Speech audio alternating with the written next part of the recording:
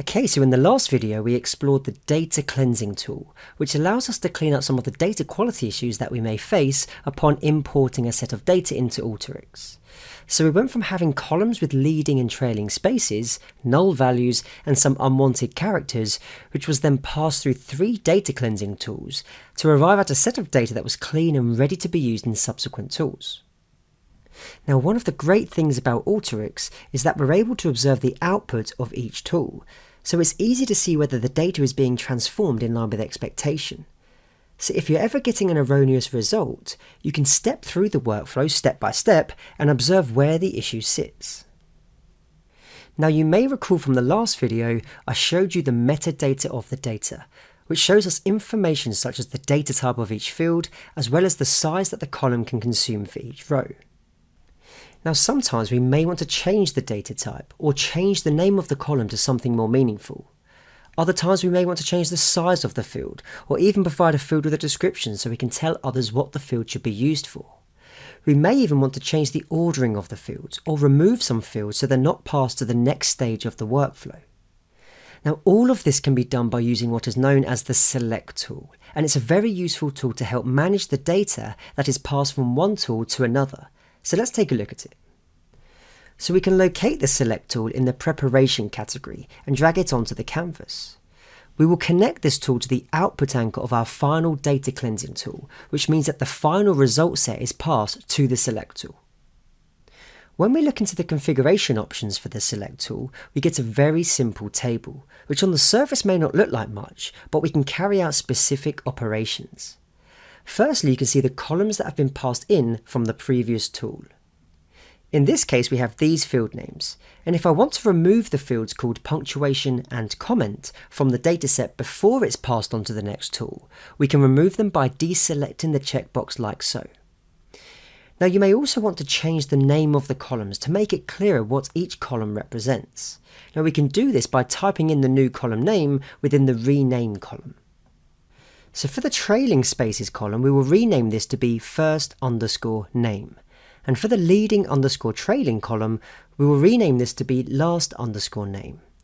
We will also change the cost column to say cost rather than having the zeros within brackets. Now, you will also notice here that we have a star unknown field at the bottom, which is obviously not part of our original dataset. Now, this represents any field which may come into the tool which Alteryx did not know about when the module was originally built. So for example, let's say we have a workflow including this select tool, and later down the line we change the raw file and it includes an extra column called bonus. If star unknown is selected, then any new field from the data stream will continue downstream for further processing and potentially be included in your outputs if you've configured it in such a way. Therefore, the field bonus would feed through. If you deselect the star unknown field, then any new field will be dropped. In this case, the bonus field would be included in the raw dataset, but would not feed through post this select tool.